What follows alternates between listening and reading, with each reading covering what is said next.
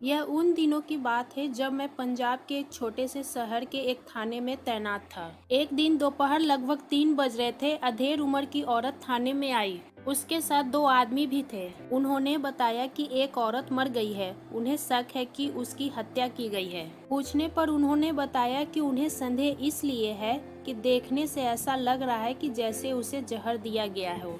मैंने देखा मर्द बोल रहे थे लेकिन औरत चुप थी। मैंने भी पूछा रिपोर्ट किसकी ओर से लिखी जाएगी। उन्होंने औरत की ओर इशारा कर दिया। वे दोनों मर्द उसके पड़ोसी थे। औरत का नाम शादो था और मरने वाली का नाम सरदारी बेगम था। मैंने मरने वाले से उसका संबंध पूछा तो उसने बताया कि मरने वाली उसकी सौतन थी। उसके पति का 9 महीने पहले देहांत हो चुका था। सौतनों के झगड़ा होना मामूली बात है। मैंने भी इसी तरह का केस समझकर रिपोर्ट लिख ली और उनके घर पहुंच गया। मैंने लाश को देखा तो लगा कि मृतका को जहर दिया गया है। मैंने कागजी कार्रवाई कर लाश को पोस्टमार्टम के लिए भेज दिया और केस की जांच में लग गया। मैंने देखा कि घर में एक और चीनी के प्लेट में थोड़ा सा हलवा रखा था। उसमें से कुछ हलवा खाया भी गया था। मैंने अनुमान लगाया कि मृतका को हलवे में जहर मिलाकर खिलाया गया होगा। मैंने उस हलवे को जब्ते की कार्रवाई में शामिल करके उसे मेडिकल टेस्ट के लिए भेज दिया। मेडिकल रिपोर्ट आने पर ही आगे की कार्रवाई की जा सकती थी। सादो से मैंने पूरी जानकारी ली तो पता चला कि उसकी ओर से सरदारी बेगम के पति का नाम मसूद अहमद था। वह छोटा मोटा कारोबार करते थे। सरदारी बेगम अपने पति की दूर की रिश्तेदार भी थी, जबकि सादो की उनसे कोई रिश्तेदारी नहीं थी। सरदारी बेगम से मसूद के 2 बेटे और 1 बेटी थी, जबकि सादो से कोई संतान नहीं थी। तीनों बच्चों की शादी हो चुकी थी। लड़की अपने घर की थी और दोनों लड़के माँ बाप से अलग रहते थे। सादो ने कहा कि उन दोनों को उनकी माँ के मरने की जानकारी दे दी गई है। सादो से जानकारी मिली वह संक्षेप में लिख रहा हूँ। मसूद अहमद का कारोबार ठीक ठाक चल रहा था। उन्होंने सादो को चोरी छिपे शादी कर ली थी और उसे एक अलग मकान में रखा हुआ था। इसी बीच मसूद बीमार पड़ गए।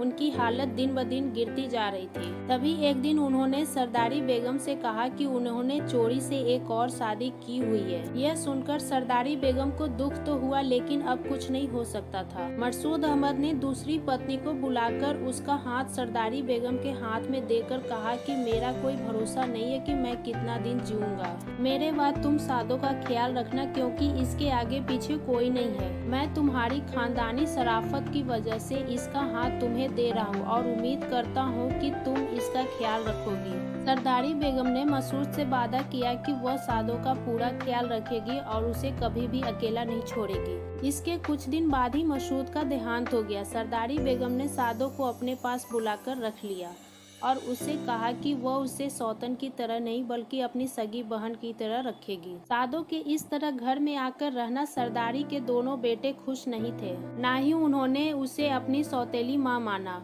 उसके आने से घर में रोज झगड़े होने लगे। हालात से तंग आकर सरदारी बेगम सादो के उस मकान में चली गई जिसमें वो रहा करती थी। दोनों बेटे इस बात से खुश थे लेकिन दुनियादारी निभाने के लिए माँ से कहते थे कि तुम हमारे पास आ जाओ, लेकिन सादो को साथ नहीं लाना। सरदारी ने कहा कि मैं मरते दम तक अपने पति से किया वादा पूरा करूंगी और सादो का साथ नहीं छोड़ सकती। महीने 2 महीने में सरदारी बेगम अपने बेटों से मिलने चली जाती थी। बड़ा बेटा माँ से खुश नहीं था। वो कहता था कि सादो को छोड़कर यहाँ आ जाओ, लेकिन वह इसके लिए तैयार नहीं थी। बड़े बेटे शरीफ ने बहाने बनाकर अपने पिता के कारोबार और बैंक में जमा रकम पर कब्जा कर लिया था। इससे उन दोनों को खाने पीने में तंगी होने लगी।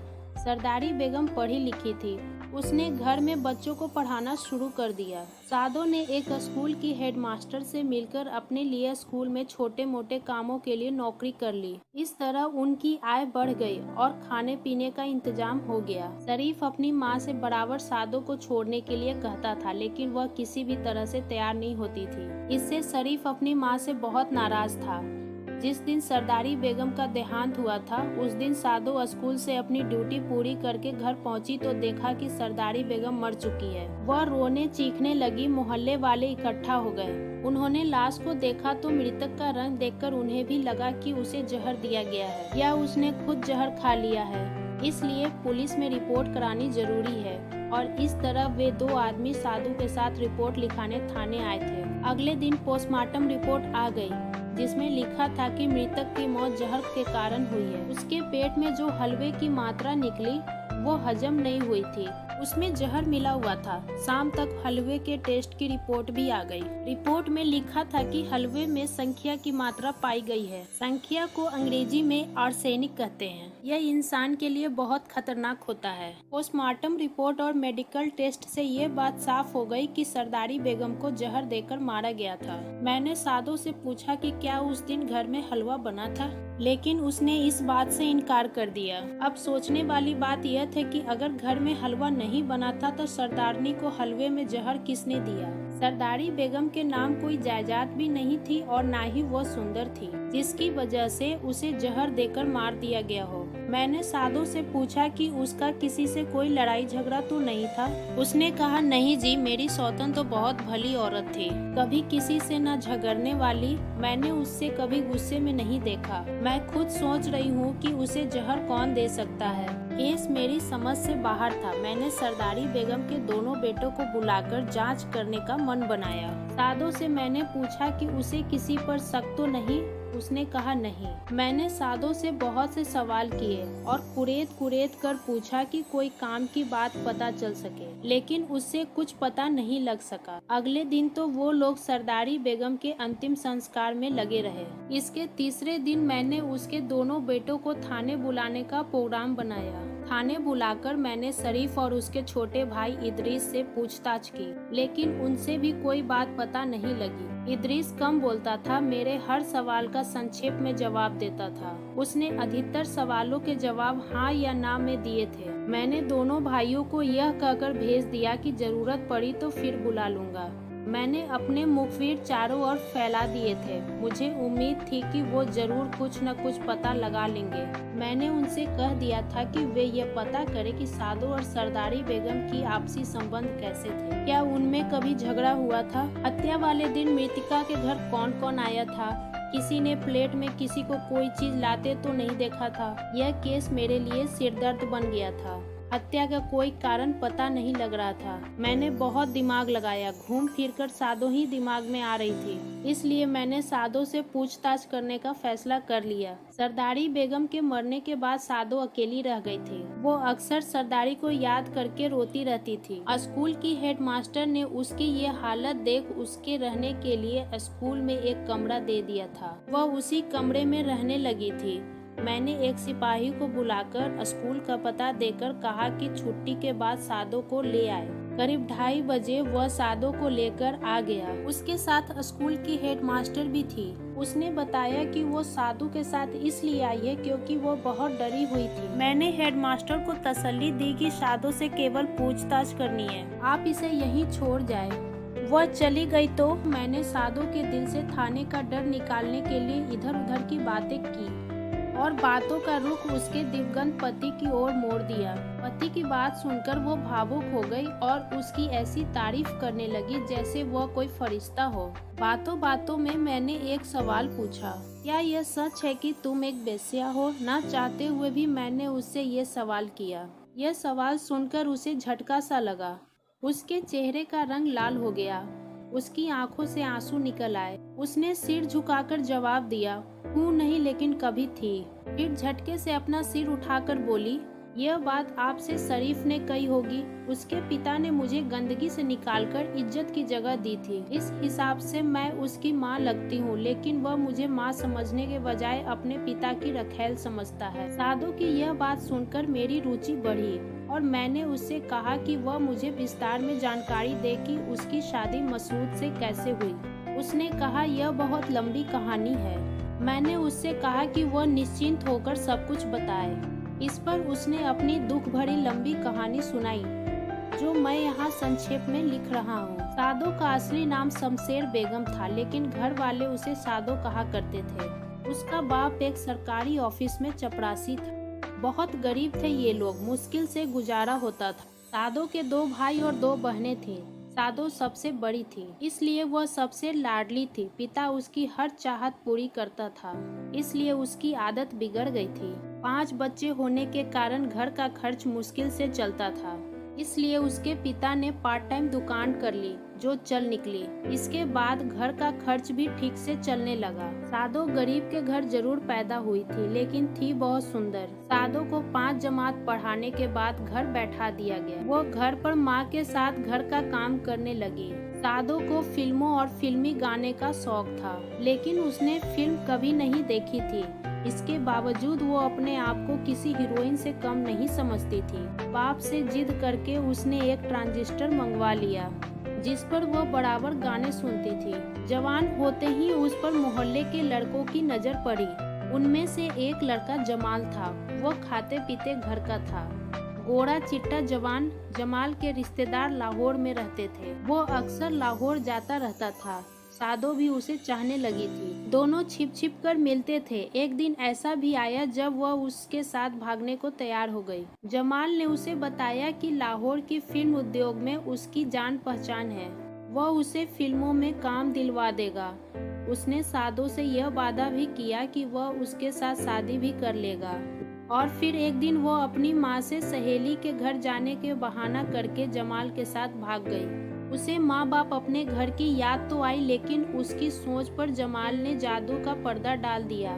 लाहौर की फिल्मी दुनिया की चकाचौंध ने उसे अंधा कर दिया था। वह यह बात सुनते सुनते हिचकियाँ लेकर रोने लगी। जरा सी देर रुककर वो आगे बोली, जमाल ने मुझे बता दिया था कि घर से निकलकर कहाँ पहुँचना है। मैं उस जगह पहुँच गई। वहाँ जमाल मेरा इंतजार कर रहा था। जमाल घर से काफी रकम चुरा कर लाया था। हम दोनों लाहौर पहुँच गए। वहाँ जमाल का एक मित्र सरकारी ऑफिस में नौकरी करता था। वह मुझे उसके क्वार्टर पर ले गया। जमाल के मित्र ने उसे एक अलग कमरा दे दिया। अगले दिन वो हमें नाश्ता कराकर अपने ऑफिस चला गया। जमाल और मैं कमरे में अकेले रह गए। दोस्त के जाने के बाद जमाल ने सादो के साथ छेड़छाड़ शुरू कर दी। सादो ने उसे रोका तो वो बोला, फिल्मों में काम करने के लिए इस तरह की झिझक दूर करना जरूरी है। फिर धीरे धीरे जमाल ने उसकी ऐसी शर्म उतारी कि वो अपनी इज्जत खो बैठी। इस तरह एक शरीफ औरत बेगैरत बन गई। जमाल का मित्र अंधा नहीं था। वह जानबूझकर अनजान बना हुआ था। वो भी मौके की तलाश में था और लूट के माल में अपना हिस्सा लेना चाहता था। दूसरी ओर सादो जमाल पर शादी के लिए जोर डाल रही थी, लेकिन उसने यह कहकर मना कर दिया कि फिल्मों में शादीशुदा औरतों को नहीं लेते। फिर एक दिन जमाल ने यह कहकर चला गया कि वह अपने एक फिल्मी दोस्त के पास जा रहा है। उसके जाने के बाद उसका वह मित्र आ गया जिसने उसे कमरा दिया हुआ था। उसने सादो के साथ जबरदस्ती शुरू कर दी। वो कमजोर औरत थी, कुछ नहीं कर सकी। बेस्या का तो कुछ मोल भी होता है, लेकिन वह तो लूट का माल थी। पहले जमाल लूट रहा था और अब एक और लुटेरा आ गया था। जमाल जब वापस आया तो उसने उसे यह बात बताई। सुनकर वह गुस्से में आ गया और अपने दोस्त से झगड़ने लगा। उसके दोस्त ने कहा कि ये कौन सी शरीफ है, तुम दोनों का रिश्ता क्या है? अगर यहाँ रहना है तो मेरी शर्तों पर रहना होगा, नहीं तो पुलिस को बता दूंगा। फिर समझ लेना तुम दोनों का क्या होगा। यह सुनकर वे दोनों चुप हो गए। मित्र के ऑफिस जाने के बाद जमाल सादो को एक ऐसे इलाके में ले गया जहां चारों ओर फिल्मों के बोर्ड लगे थे। वह उसे साथ लिए एक ऐसे ऑफिस में गया जहां 3-4 लोग बैठे थे। कमरे में सिगरेट का धुआं भरा हुआ था। सादो के आते ही सब उसके शरीर को ऐसे देखने लगे जैसे कोई कसाई बकरे को देखता है। सादो घबराई, लेकिन जमाल ने कहा, घबराओ नहीं, ये लोग फिल्म के प्रोड्यूसर और डायरेक्टर हैं। जमाल ने एक मोटे से आदमी से कहा, अच्छी तरह देख लो राठौर साहब, हीरा है हीरा, आप इसे अपनी फिल्मों में काम देकर घाटे में नहीं रहेंगे।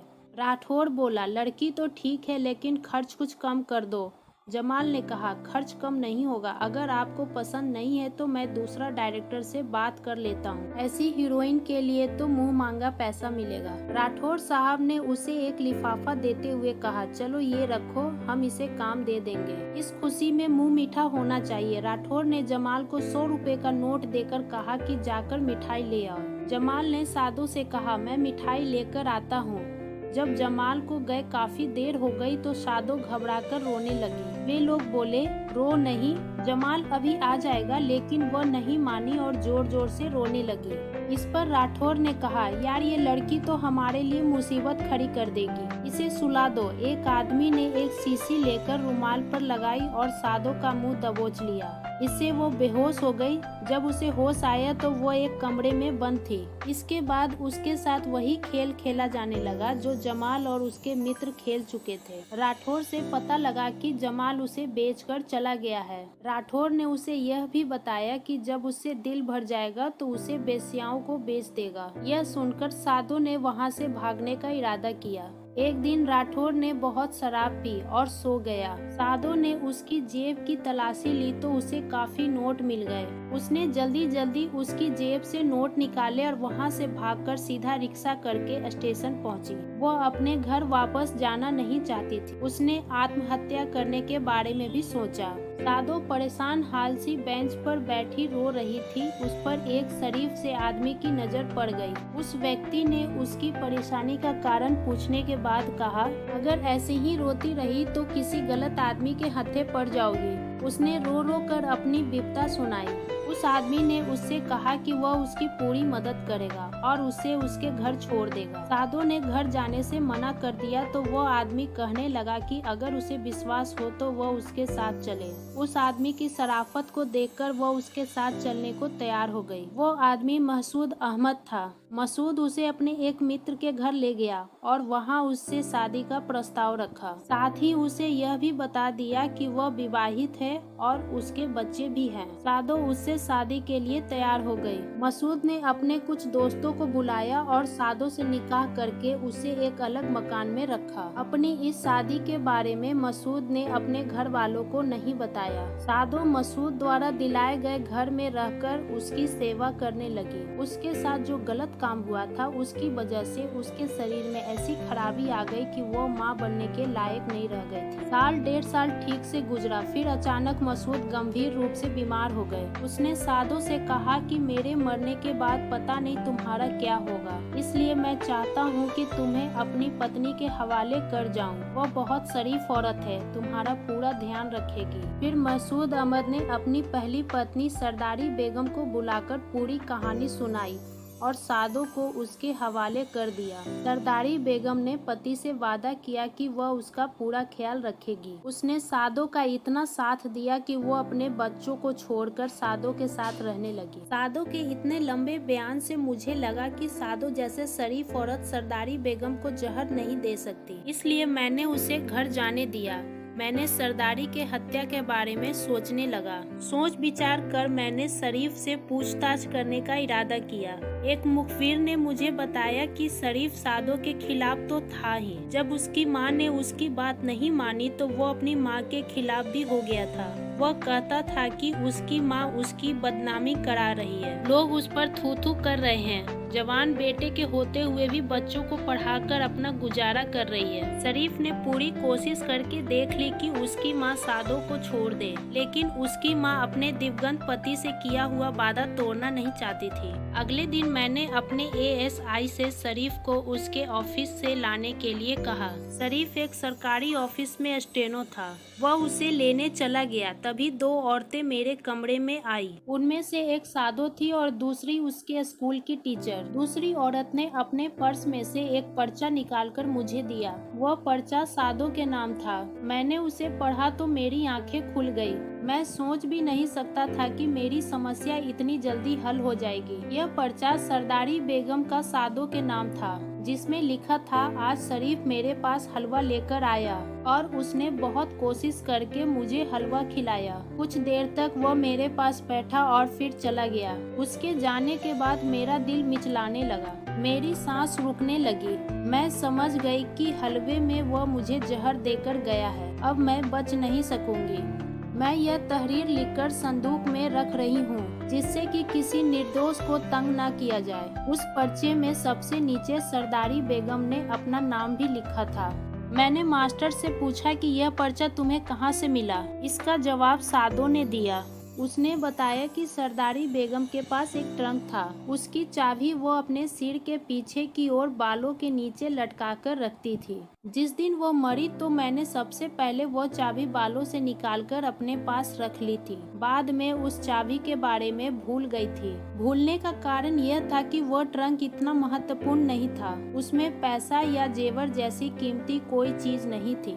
उसमें वह अपने पति के कपड़े रखती थी। सादो उसे याद करके बहुत रोती थी। यह उस दिन की बात है जब वह थाने आई थी। उस दिन वह रो रही थी तो वही मास्टर जो उसके साथ आई थी, उसने रोने का कारण पूछा तो उसने कहा, सरदारी को मरे काफी दिन हो गए हैं, उसे अपना कुछ सामान उस घर से लाना है, लेकिन वहाँ जाते डर लगता है। मास्टर ने कहा, चलो मेरे साथ। वह उसके साथ चली गई और वहाँ जाकर उसने अपना सामान इकट्ठा किया। तभी उसकी नजर सरदारी के संदूक पर पड़ी तो सादो से चाबी लेकर उसे खोला। कपड़ों के ऊपर यह पर्चा रखा मिला। पर्चा पढ़ते ही टीचर सादो को लेकर सीधे थाने आ गई थी। पर्चा पढ़कर मैंने सादो से पूछा कि क्या सरदारी बेगम की कोई लिखावट मिल सकती है। उसने बताया कि वो बच्चों को पढ़ाती है, घर में जरूर उनका लिखा हुआ कुछ न कुछ मिल जाएगा। मैंने एक कांस्टेबल को सादो के साथ भेज दिया। उसने घर जाकर सरदारी बेगम की लिखावट ढूंढ कर दे दी। उन दोनों के जाते ही एएसआई शरीफ को लेकर आ गया।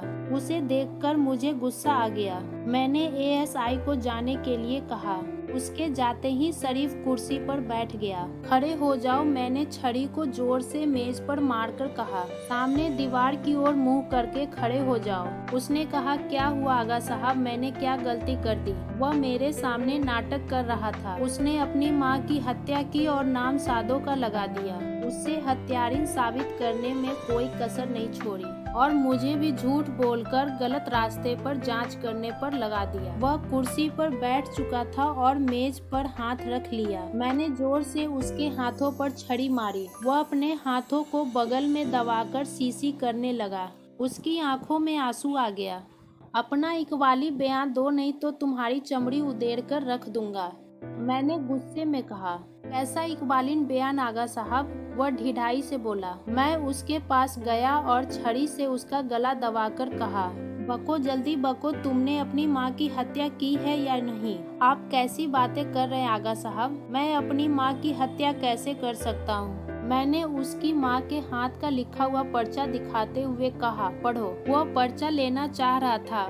मैंने उसका हाथ झटक दिया और कहा, दूर से पढ़ो। वह जैसे जैसे पर्चा पढ़ता जा रहा था वैसे वैसे उसका शरीर ढीला पड़ता जा रहा था। फिर उसने सिर झुका लिया। मैंने उसे बताया कि यह पर्चा उसकी माँ के संदूक से मिला है। वह मेरी ओर आंख फाड़कर देखता रहा, बोला कुछ नहीं। मैंने उसे बयान देने के लिए तैयार कर लिया। उसने अपने बयान में बताया कि उसे माँ के साथ सादो का रहना बिल्कुल पसंद नहीं था। उसने कई बार माँ को सादो से अलग रहने के लिए कहा भी था, लेकिन वह तैयार नहीं हुई। उसे उस वक्त जबरदस्त झटका लगा जब उसके पिता महसूद अहमद के एक मित्र ने उसे बताया कि साधु एक वेश्या है और उसका पिता साधु को लाहौर की हीरा मंडी से लेकर आया था। ऐसी बातें सुनकर वो कूड़ता रहता था। उसे अपनी माँ का एक बाजारू औरत के साथ रहना बिल्कुल पसंद नहीं था, इसलिए उसने तय कर लिया था कि वो अपनी माँ और साधु दोनों को जहर देकर मार देगा। उसने हकीम जुम्मा खां से संखिया लिया और हलवा बनाकर उसमें मिला दिया और अपनी माँ के घर ले गया। लेकिन उस दिन साधु घर में नहीं थी।